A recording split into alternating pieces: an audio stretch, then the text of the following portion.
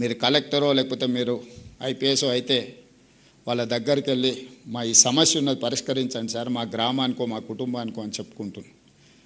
కానీ కోట్ల రూపాయల ఆస్తున్న వాళ్ళ దగ్గరికి ఎవరు పోయా ఏమీ అడగడం లేదు. ఎందుకు అంటే వాళ్ళకి విద్య లేకపోవడం. అందుకే మిత్రులారా, ఈరోజు రాష్ట్ర ప్రభుత్వం స్పష్టంగా ఇల్లు, పెన్షన్, అసైన్మెంట్ భూములు ఇవన్నీ మీ జీవితంలో సమూలమైన మార్పు వస్తుంది అని నేను ఆశించడం లేదు. అవన్నీ ప్రభుత్వం చేయాల్సిందే, చేస్తుంది. ప్రభుత్వం ఆదాయం పెంచాలి, పేదలకు పంచాలి అనేది మా ఆలోచనే. కానీ ప్రతి తరానికి ఇదే చేయాల్సిన పరిస్థితి. ఒక తరంలో నేను ఒక డాక్టర్నో, ఒక ఇంజనీర్నో, ఒక ప్రయోజకుని తయారు చేస్తే ఇంకా భవిష్యత్ తరాల కోసం ఈ ప్రభుత్వం వైపు చూడకుండా వాళ్ళని ఈ సమాజంలో సొంత కాళ్ళ మీద నిలబెట్టగలిగిన పరిస్థితి వస్తుంది. ఆ నిలబెట్టగలిగిన శక్తి మీ దగ్గరనే ఉంది. ఆ నిలబెట్టగలిగిన శక్తి ఇక్కడనే ఉంది, ఉపాధ్యాయుల దగ్గర ఉంది. బడ్జెట్ ఖర్చు పెట్టట్లేదా? పెడుతున్నాం. ఈ సంవత్సరం దాదాపుగా 30,000 కోట్లు బడ్జెట్లో 9% విద్య మీద ఖర్చు పెడుతున్నాం. ఈరోజు మీ ముందర నేను చెప్పదలుచుకున్నాను, దాదాపుగా 27,50,000 మంది విద్యార్థులు తెలంగాణ రాష్ట్రంలో చదువుకుంటే ఒక్కొక్క విద్యార్థి మీద 1,08,000 కోట్ల రూపాయలు నా ప్రభుత్వం ఖర్చు పెడుతుంది. ఒక్క విద్యార్థి మీద రాష్ట్ర ప్రభుత్వం పెడుతున్న ఖర్చు 1,08,000 రూపాయలు ఈరోజు ఖర్చు అవుతుంది. నేను లెక్క తీసిన ఒక్కొక్క విద్యార్థి మీద నా ప్రభుత్వం ఎంత ఖర్చు పెడుతుందని. మరి 1,08,000 రూపాయలు నేను ఖర్చు పెట్టినప్పుడు ఆ పిల్లలకి ఎంత నాణ్యమైన విద్యను అందించాలనో మీరు ఒకసారి ఆలోచన చేయండి. ఇవాళ ప్రైవేట్ స్కూల్కు పంపించుకుంటే నెలకు 2,000 ఫీజు కట్టుకున్న తల్లిదండ్రులు వాళ్ళు పెడుతున్న ఖర్చు 24,000. ఒక మంచి ప్రైవేట్ స్కూల్కి పంపిస్తే కూడా వాళ్ళ తల్లిదండ్రులు బట్టలు, పుస్తకాలు ఇంకేమైనా పెట్టవచ్చు, ఇంకొక 24,000.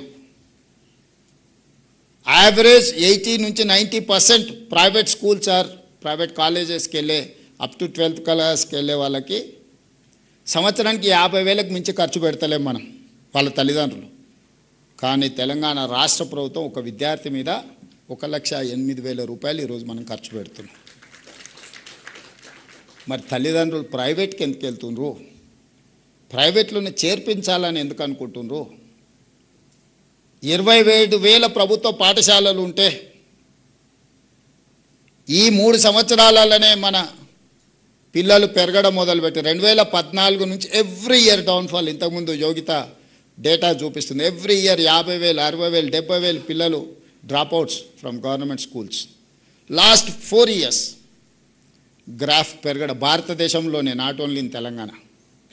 ఈ సంవత్సరం 1,00,000కు పైగా ప్రభుత్వ పాఠశాలల్లో ప్రైవేట్ స్కూళ్ళ నుంచి మానేసి లేదా పిల్లలు వచ్చి ప్రభుత్వ పాఠశాలల్లో చేరిండ్రు. 28వ స్థానం ఉన్న తెలంగాణ రాష్ట్రం విద్యలో 18వ స్థానానికి వచ్చింది 2 సంవత్సరాలు మీరు కష్టపడితే దేశంలో. నేను ఇప్పుడు మిమ్మల్ని అడుగుతున్నా, 2023 డిసెంబర్ కంటే ముందు మీరే టీచర్లు, ఇవే పాఠశాలలు మారలే, పిల్లలు మారలే, మా టీచర్లు మారలే. అంతకంటే ముందు 14 నుంచి 23 వరకు ఎవ్రీ ఇయర్ ఎందుకు డౌన్ఫాల్ చూసింది? 24 నుంచి 26 వరకు ఎందుకు అప్ ట్రెండ్ చూస్తున్నాం మనం? పొలిటికల్ ఎగ్జిక్యూటివ్ యొక్క అటెన్షన్, మా అటెన్షన్, మా ఫోకస్ ఎక్కడ ఉంటుందో మా యంత్రాంగం ఫోకస్ కూడా అక్కడనే ఉంటుంది. As a team leader I have to focus on certain things. Then only my chief secretary, my education secretary or my IT secretary will focus on that. నాకే ప్రాధాన్యత లేనప్పుడు నా దగ్గర ఉన్న సిబ్బంది, నాతో కలిసి పనిచేసే సిబ్బంది ఎందుకు వాటి మీద దృష్టి పెడతారు? ఈరోజు కొంతమంది అంటున్నారు, నిన్న మన కొందరు మాట్లాడుతూ ఉంటే తెలంగాణలో విద్యాశాఖకు పూర్తి స్థాయిలో మంత్రి లేడు, అర్జెంటుగా రేవంత్ రెడ్డి గారు పూర్తి స్థాయి మంత్రిని విద్యాశాఖకు నియమించాలని. నేను మిమ్మల్ని అడుగుతున్నా, పర్ఫామ్ చేసినందుకు నేను విద్యాశాఖ నుంచి తొలగాల? లేకపోతే నర్సరీ, ఎల్కేజీ, యూకేజీ ఇంట్రడ్యూస్ చేసి నర్సరీ నుంచి 12th క్లాస్ వరకు బ్రేక్ఫాస్ట్ ఇచ్చినందుకు నేను తొలగాలనా?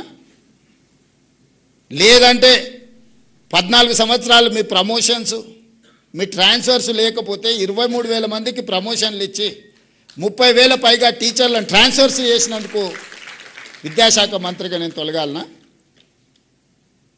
1956లో మొదలుపెట్టిన ఐటీఐలను ఆనాటి డీజిల్ మెకానికు లేకపోతే ఆనాడు ఉన్న నైపుణ్యాన్ని ఈ రోజు వరకు 70 సంవత్సరాలైనా అదే నేర్పిస్తున్న ఐటీఐలను ఏటీసీలుగా, అడ్వాన్స్ టెక్నాలజీ సెంటర్స్గా 119 నియోజకవర్గాలలో 119 మొదలుపెట్టి 3,000 కోట్ల రూపాయలు ఖర్చు పెడితే వాటిని అప్గ్రేడ్ చేయడానికి 86% టాటా ఇన్స్టిట్యూట్ ఇన్వెస్ట్ చేసింది. ఓన్లీ 14% స్టేట్ గవర్నమెంట్ పెట్టింది.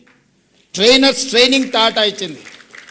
రాబోయే 10 సంవత్సరాలు ఇన్స్టిట్యూషన్స్ను వాళ్ళే నిర్వహిస్తామని టాటాను తీసుకొచ్చి ఐటీఐలను ఏటీసీలుగా మార్చినందుకు ఈరోజు విద్యాశాఖ మంత్రిగా నేను రాజీనామా చేయాలనా? నిర్లక్ష్యానికి లోనైన పాలిటెక్నిక్లను ఒకప్పుడు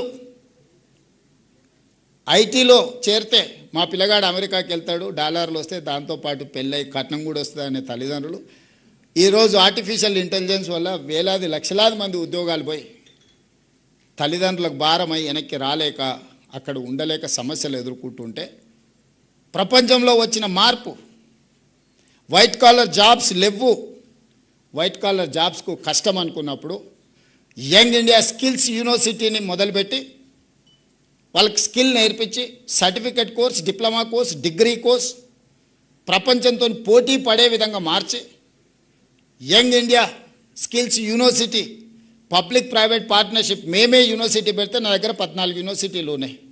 వాటి పరిస్థితి ఏముందో ఇక్కడ ఉన్న మా వీసీలు ఉన్నారు, లేకపోతే హైయర్ ఎడ్యుకేషన్ శాఖ బాలకృష్ణ గారు వీళ్ళందరూ ఉన్నారు. ఇంకొకటి నేను పెట్టినా అదనంగా చేసేది ఏం లేదని చెప్పి young India skills university aided by Anand Mahindra vehicles మీరు చూస్తుంటారు రోడ్ల మీద కార్లు ఇవన్నీ. Mahindra group of companies chairman మన young India skills university chairperson ఈరోజు.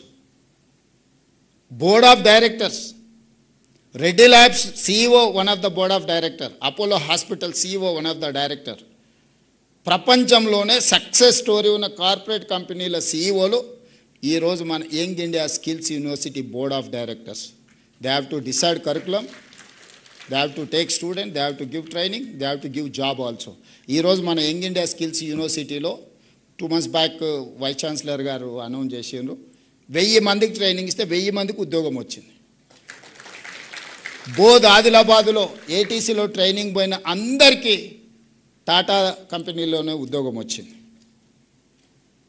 వీటన్నిటిని లేబర్ డిపార్ట్మెంట్లో ఐటీఐలు, పాలిటెక్నిక్ వచ్చేసి టెక్నికల్ ఎడ్యుకేషన్, స్కిల్స్ యూనివర్సిటీ వచ్చేసి ఐటీ అండ్ ఇండస్ట్రీస్ కింద ఉంటే వీటన్నిటిని సింగిల్ అంబ్రెల్లా కిందకి తీసుకొచ్చి యంగ్ ఇండియా స్కిల్స్ యూనివర్సిటీ అండర్లోనే పాలిటెక్నిక్, ఏటీసీలను, ఐటీఐలను అన్నిటిని ఒక దగ్గరికి తీసుకొచ్చి hundreds of crores దాని మీద ఖర్చు పెట్టి పిల్లల్ని ఎంపవర్ చేసి వైట్ కాలర్ జాబ్లని రీప్లేస్ చేయాలంటే బ్లూ కాలర్ జాబ్ అంటే స్కిల్, నైపుణ్యం. విద్య నైపుణ్యం కాదు. Language is not